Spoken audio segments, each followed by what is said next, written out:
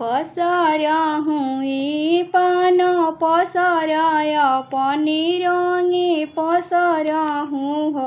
पान पसर रसैयाकी दुवरिया पान देखत सोहावन पान देखत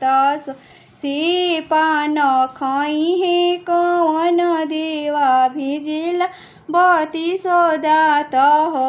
ललना पितिया लडवले कनी देई चर पितिया लागेला चर पितिया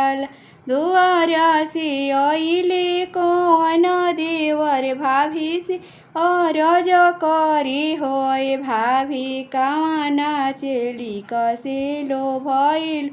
आचर पितिया लागेला गर भरही गइल गर नाही हम कानु कानु आर कैनी बनियाब ताल कैनी हो देवर राउर भैया छैला छ बिलावा आचर पितिया लावेले आचर पिति लावेले गर भरही गइल गर भरही